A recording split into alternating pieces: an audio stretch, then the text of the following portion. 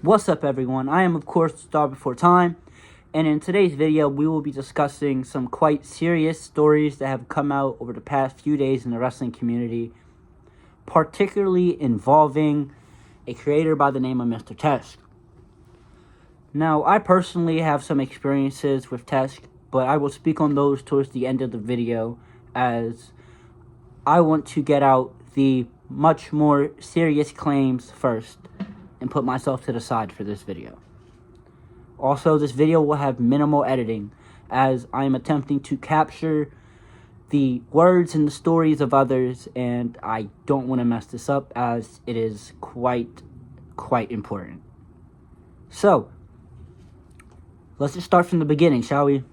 So, this whole thing began roughly 2-3 days ago when Mr. Teshk uploaded a reaction video of his to Twitter, which he was very excited about AJ Francis' return or debut to Reality of Wrestling, facing Zilla Fatu. And, I'm not here to comment on his content. I hope he's proud of his content. What he does is what he does. That's not who I am to shit on what he does in his career. However, some other people in the community felt like it was forced, like he may have been paid off, etc. And I guess some immature and illogical people in that bunch decided to send him death threats, which is not okay. It is never, ever okay to do that over wrestling content. It's never that deep. However, upon finding out that, Teshk was getting death threats and he wasn't liking it, another creator by the name of Wheezy came out saying how it's quite hypocritical how threats are scary to him now, but when he was threatening her passive-aggressively, it was okay. I will insert the video evidence of what she's talking about right here. Me, I don't ever talk about bullshit. I don't ever bring up bullshit, but I have been very, very nice to this person. I have kept this person's name out of my mouth. I don't like empty threats. I don't like stupid shit. Leave me alone. And that's it. I don't have to do some cringy, stupid, fucking dramatic bullshit. I just want you to know that I know.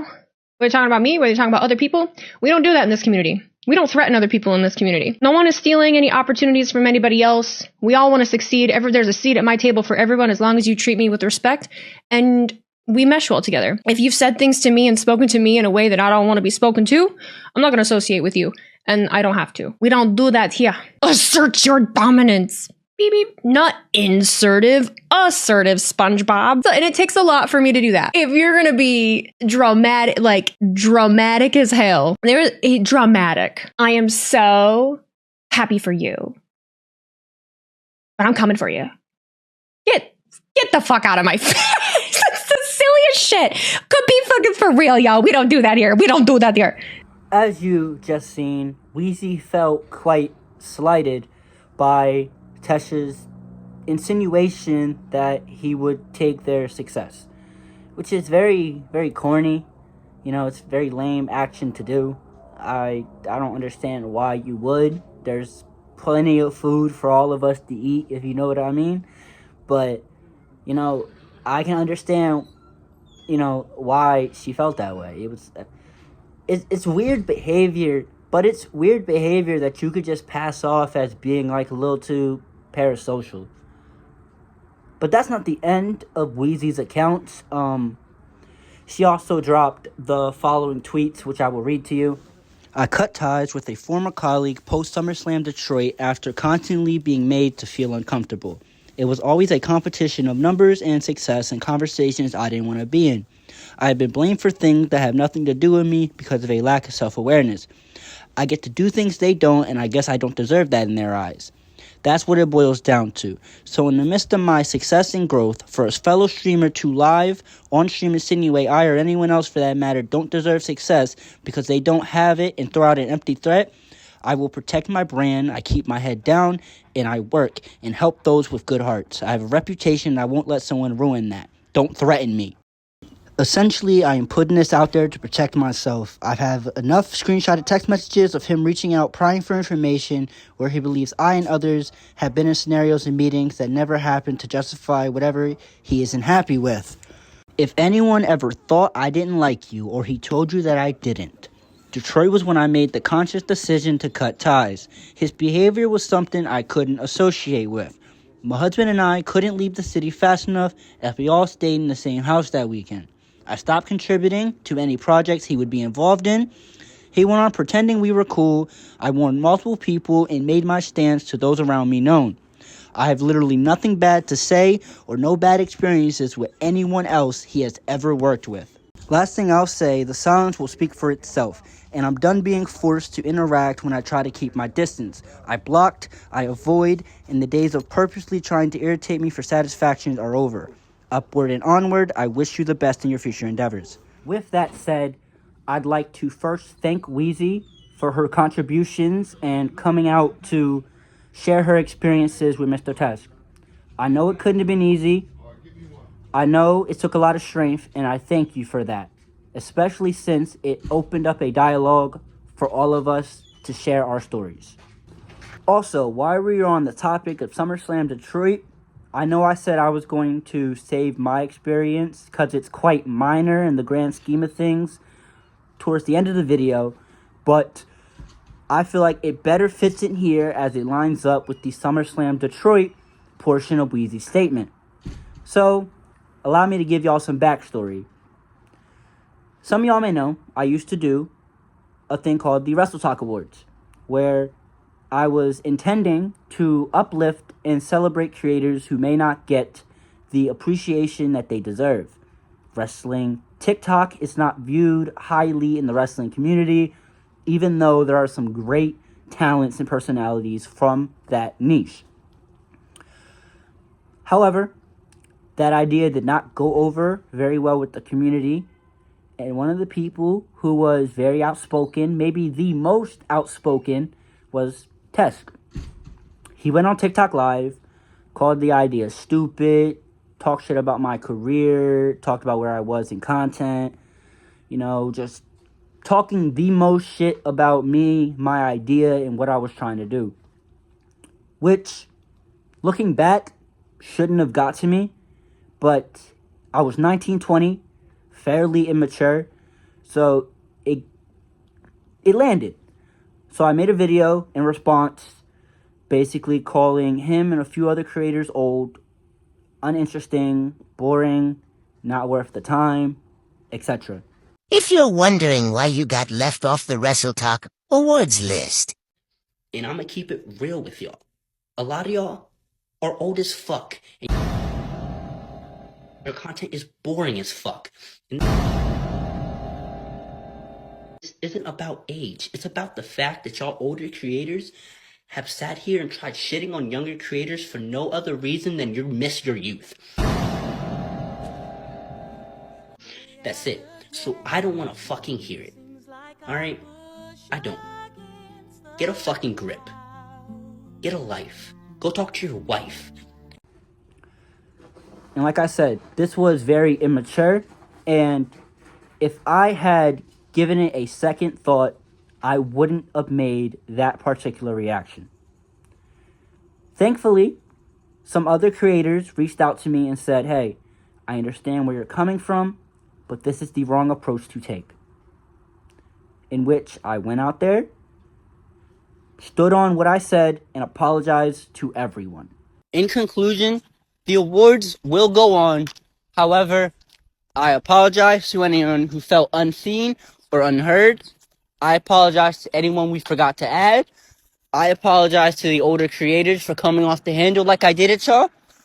I even apologize to Steve and Panda, because I should have controlled my temper and kept my feelings up here instead of allowing them to come out here. As I was wrong. There's no doubt about that. I told people if they felt a certain type of way or I rubbed them the wrong way, reach out to me and we can discuss this as adults. We can have a constructive conversation to mend fences as well as they can be mended. Mr. Teshk was not one of those people who reached out. I didn't want to reach out in particular because, well, I was blocked.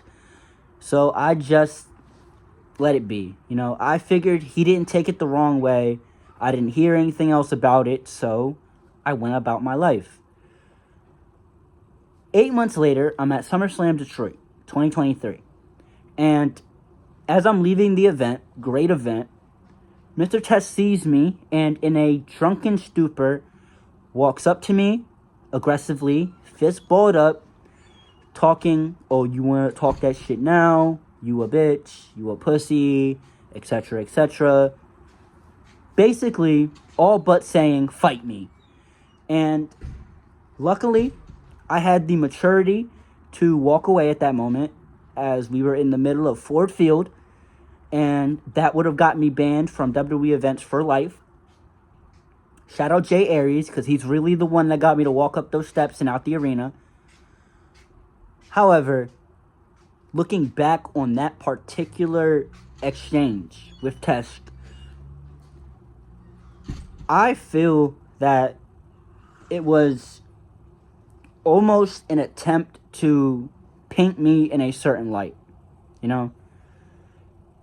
I don't want to say he wanted to make me look aggressive or make me look a certain way, but it was very random. It was unnecessary, and when Jay attempted to speak to him, he was just like, whatever, and walked away.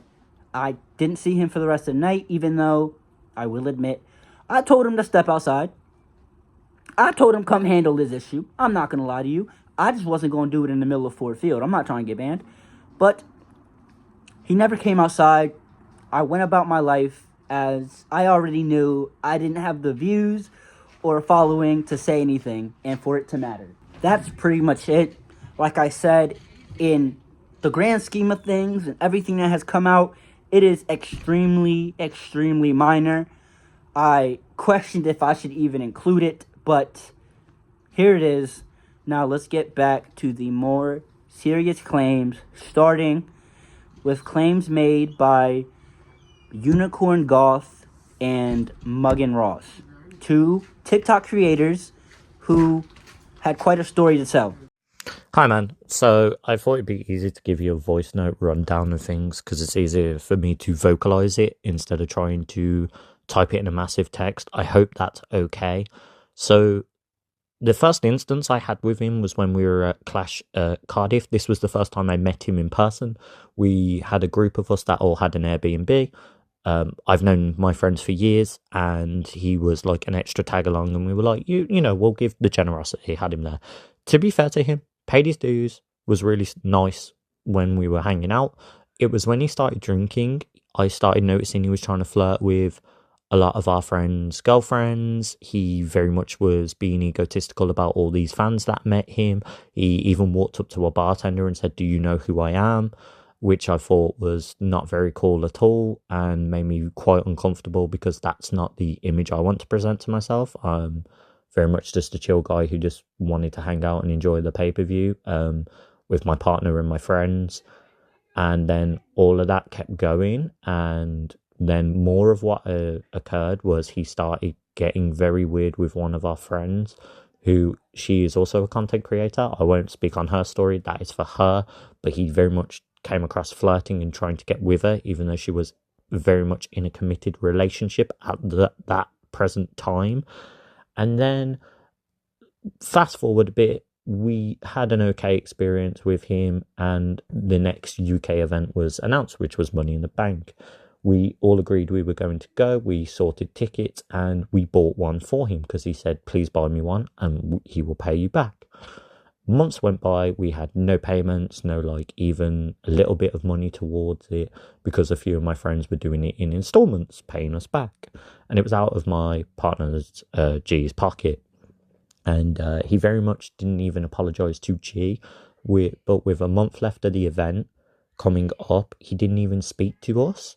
He just literally messaged me, said that no, I can't make the event. I'm really sorry if this screws you over. I can't afford it. Luckily, we found someone. Okay, 100%, my bad. So yeah, he basically stated he couldn't come month before the event. Didn't pay any of us back, didn't even compensate us, nothing for the hotel or the ticket at all. We luckily found another person, but yeah, basically Geezer didn't speak to us after that, basically ghosted us.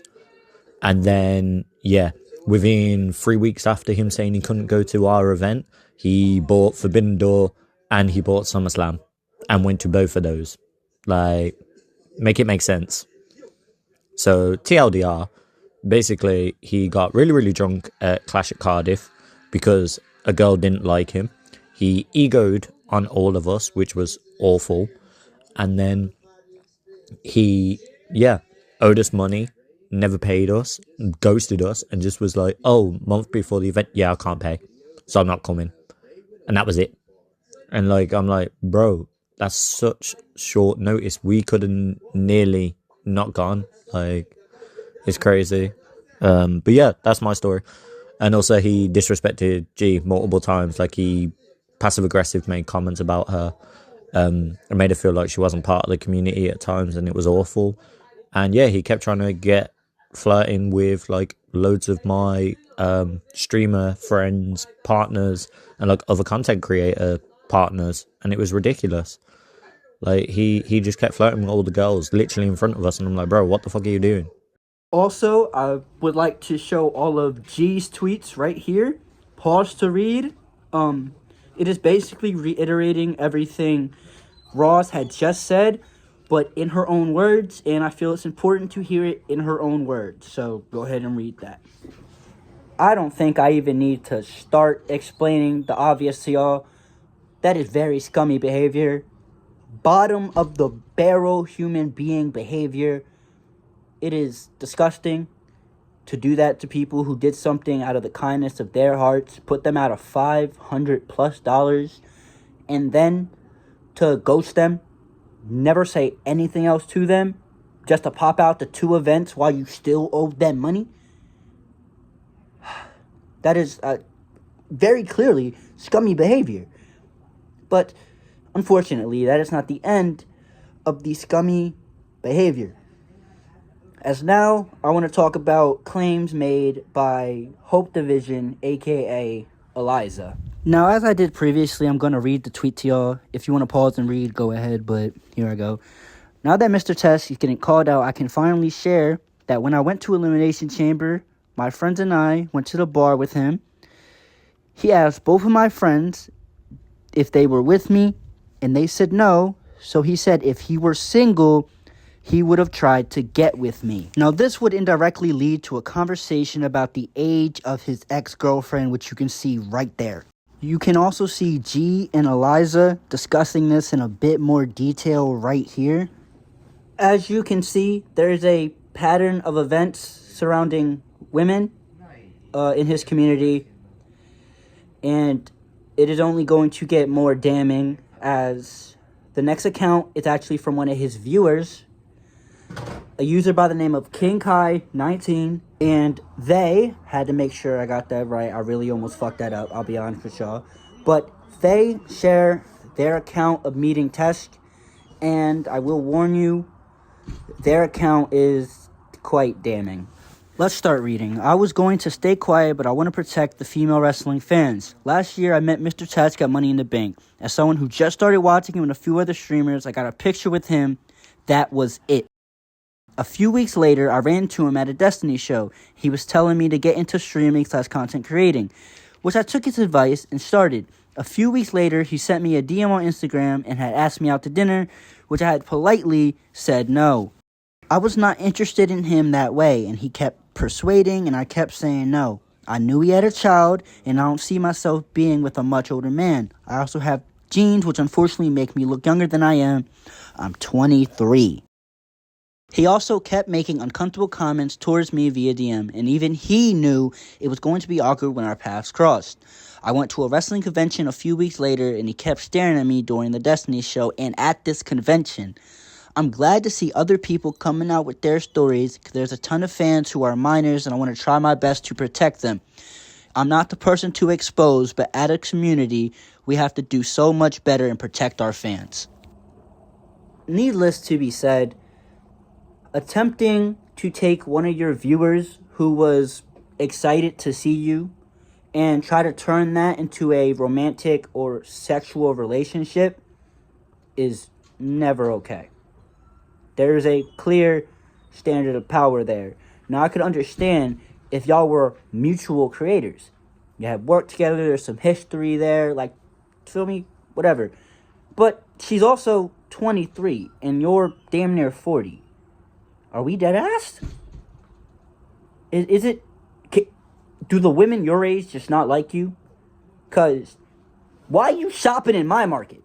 That sounds fucked up. But, like, I'm 23. I should be doing this shit, but you don't see me doing that. I treat every woman I come across in this content sphere with the utmost respect. Why? Because that's how you should conduct yourself. There should never be any situation where you conducting yourself in that way, making one of your viewers feel that uncomfortable, staring at them during conventions, staring at them during wrestling shows. I don't want to get too upset, but man, that just turns my fucking stomach. Fortunately, I'm glad we could finally say that in this discussion. That is the end of the larger claims and allegations thrown at Teshk. There are a few other scattered claims and stories to be told that I'll get to in a moment, but I really wanted to stress the fact that everything you have heard thus far has been backed by multiple sources. Multiple people in conjunction have agreed that is what happened. That is the facts of the situation. It was witnessed by other people. Nothing said thus far is a lie. Unlike what Teshk would like you to think in his response video, which I'm not going to put up here, none of this is a lie. Like I said, Jay Aries, another creator, was with me when he tried to fight me. One of the guys he brought with him, Nate, seen it and left immediately because they found that corny. Everyone that was in the house in Detroit that he stayed in all agree that he was egoing and being weird, and he probably has a problem with alcohol. All of this is a verifiable fact. There's no argument against it. Alright? I just want to make that very clear. Now, let's go ahead and read some of these scattered claims, and then we can end off this video with a positive message. First, we have Renee saying that he needs to take accountability as he has used almost every girl that makes wrestling content, her included. Nate came forth with the claim that him and some friends were running a TikTok live stream to raise money for their friend's wife, who at the time was fighting cancer, and unfortunately she lost that fight. During the live stream, Teshk came in and began self-promoting and arguing with other people during a charity donation stream, as well as manipulating a woman new to the WrestleTalk community into taking her shirt off because it would be quote-unquote good for her. Quickly about these topics, I'm not surprised with Renee's claim, as I've seen, and we all have, how Teshk reacts and behaves around women. So that's nothing new, but further establishes his very fucking weird pattern of behavior. And Nate's claims are insane. Firstly, to come in self-promoting and trying to create discourse during a cancer awareness stream. One more time for y'all. Coming in on pure bullshit during a cancer awareness stream. And then, a separate time, coercing a woman into taking her shirt off for the TikTok live audience because it would be good for her. What? Okay, so fortunately, I believe that is everything, or at least everything that I could find. I hope I represented everyone and their stories properly. I hope that I made you feel heard, seen, and understood, because I promise you are. And before I leave, I want to leave y'all with this. Envy is a human emotion. It is human nature to want, to desire, and to chase. There's nothing wrong with seeing someone in a certain position and saying, I want to be there. I want to be that popular. I want to be that successful. That is drive. That is determination. However, Where you lose the plot is when you allow jealousy to creep in. Jealousy is not a positive motivator, and it is terrible for business. So please, honor your colleagues, respect your colleagues, and do your best to be your best. Because I promise you, you'll get a whole lot further, a whole lot faster, just being you. Truly and honestly, you. But that is everything. It is cold as shit out here, so I'm gonna head inside. Before I do, maybe a quick braid reveal type shit. Too cold for all that though. Anyway, I have been the Star Before Time, or Zay, whatever you want to refer to me as, and I'll talk to y'all soon.